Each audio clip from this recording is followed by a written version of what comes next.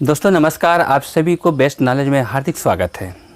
हम लोग अभी तक बिल्कुल 8 टेंस सीख चुके हैं और आज का टॉपिक है T9 जिसका नाम है फ्यूचर इंडेफिनिट टेंस या सिंपल फ्यूचर टेंस।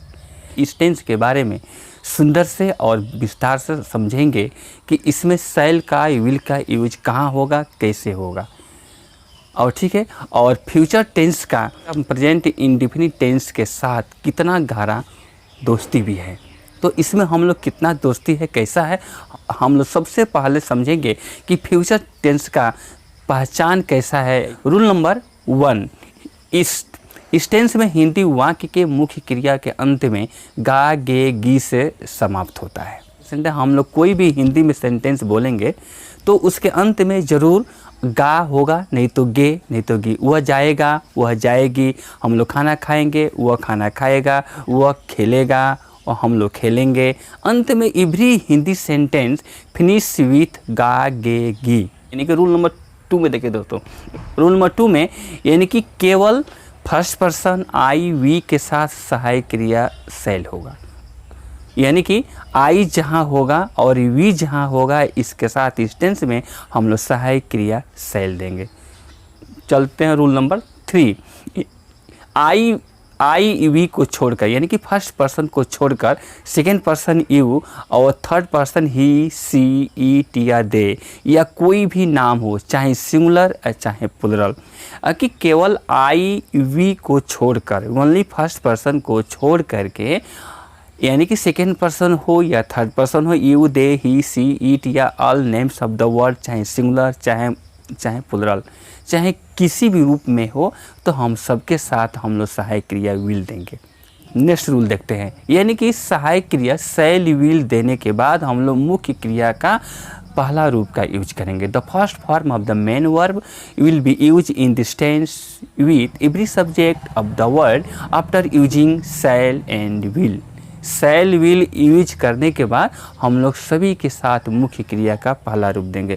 अब कोई पूछे कि 12 टेंस के भीतर क्या क्या टेंस में हम लोग मुख्य क्रिया का पहला रूप लगता है, यानी कि सिंपल प्रेजेंट टेंस और सिंपल फ्यूचर टेंस में 2 टेंस में मुख्य क्रिया का पहला रूप लगता है। यानी कि मुख्य क्रिया का पहला रूप लगता है केवल 2 ही टेंस में, ठीक है। तो अब हम लोग एग्जाम्पल देखते हैं कि एग्जाम्पल हम लोग कैसे बनाएंगे। सुनिए, देखिए पहला है यहाँ पर एग्जाम्पल्स नंबर 1, हम लोग कल स्कूल जाएंगे। We shall go to school tomorrow. Ram कल पटना से आएगा। Ram will come from Patna tomorrow. वह अगला सप्ताह दिल्ली जाएगी। She will go to Delhi next week. मैं आपको सहायता करूँगा। I shall help you. मैं आपको सहायता करूंगा, तो आई शैल हेल्प यू, यानी कि आई के साथ यहाँ पर दोस्तों शैल लगेगा।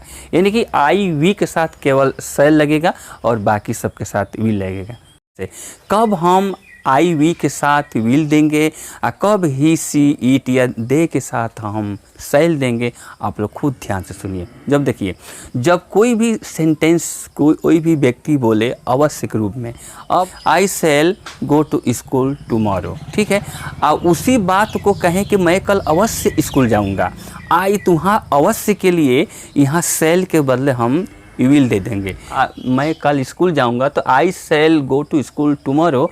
अब उसी को हम कहें कि मैं कल स्कूल अवश्य जाऊंगा, मैं कल अवश्य ही स्कूल जाऊंगा, तो जहाँ पर आई के साथ जहाँ पर शैल हुआ है वहाँ पर आई के साथ होगा विल हो जाएगा। I will go to school tomorrow, यानी कि मैं कल स्कूल अवश्य जाऊँगा। जब अवश्य हिंदी वाक्य में कहीं बोलना पड़े आ जाए, तो हम सहायक क्रिया जो हेल्पिंग वर्ब शैल विल का यूज होता है इसमें, उसको हम लोग उल्टा कर देंगे। जिसके साथ लगता है शैल वहाँ पर विल लगेगा और जहाँ पर विल लगता है वहाँ पर शैल होगा। यदि उसी वाक्य को बोलना पड़े कि राम कल यहाँ अवश्य आएगा, तो अब वहाँ विल के बदले वहाँ जहाँ राम के साथ विल लगा है वहाँ राम के साथ शैल हो जाएगा। राम शैल कम हेयर टुमारो, यानी कि इसको कहेंगे राम शैल कम हेयर टुमारो, यानी कि राम कल अवश्य आएगा। यदि हम सहायक क्रिया को हेल्पिंग को हम चेंज कर दें तो उसका मीनिंग भी बदल जाता है। जब अभी भी हिंदी सेंटेंस में अवश्य शब्द आ जाए तो हम रूल के अनुसार जहाँ पर सेल, जहाँ जिसके साथ सेल देते हैं वहाँ पर विल देंगे, और जहाँ पर विल देते हैं वहाँ पर सेल देंगे। बस इतना ही बात दोस्तों। अब सीखते हैं हम लोग इसमें डबल सेंटेंस कैसे होगा, सुनिए समझेंगे। फ्यूचर इंडेफिनिट टेंस का प्रेजेंट इंडेफिनिट टेंस के साथ कितना कैसे दोस्ती है, कितना गहरा दोस्ती है, इसमें आप लोग समझेंगे। ध्यान से देखिए, यदि वर्षा हुई तो हम लोग स्कूल नहीं जाएंगे। तो इफ़ इट रेन्स कहेंगे, if it rains comma we shall not go to school. यदि वर्षा होगी तो हम लोग स्कूल नहीं जाएंगे, यदि वर्षा होती है तो हम स्कूल नहीं जाएंगे। यानी कि दोनों बात एक ही है, होगी या होती है। ठीक है, जब तक वह कठोर परिश्रम नहीं करेगा तब तक वह जीवन में सफल नहीं होगा। Until he works hard, he will not succeed in life। अगर तुम अच्छी तरह नहीं पढ़ोगे तो परीक्षा में पास नहीं होगे। कि unless you read well, अगर तुम अच्छी तरह नहीं पढ़ोगे, you will not pass in the examination। अगर तुम अच्छी तरह नहीं पढ़ोगे तो परीक्षा में पास नहीं होगे। अब सुनिए ध्यान से, अब यदि वर्षा होगी तो हम लोग स्कूल नहीं जाएंगे। इफ इट रेन्स है ना, तो रेन से क्या है, V5 लगा है, तो हम लोग जानते हैं कि सिंपल प्रेजेंट टेंस में सब्जेक्ट ही, सी, ईट के साथ में V5 लगता है, वर्ब का 5वां रूप लगता है, यानी कि एस वाला। यानी कि इफ़ इट रेन्स तो comma we shall not go to school, या इफ़ इट रेन्स जो है ना, ये प्रेजेंट इंडेफिनिट टेंस से बिलोंग करता है। और इसका जो साथी वहाँ के बना है राइट साइड में, जो we shall not go to school, ये है फ्यूचर इंडेफिनिट। तो यदि वह मुझसे मिलेगा तो मैं उसे सहायता करूँगा। तो इफ़ ही मीट्स मी तो I shall help him. If he meets me, यदि वह मुझसे मिलेगा तो आई शैल हेल्प हिम या हेल्प हर, मैं उसे सहायता करूँगा। देखिए, तो एक बनाएंगे सिंपल प्रेजेंट टेंस में, दूसरा बनाएंगे सिंपल फ्यूचर टेंस में।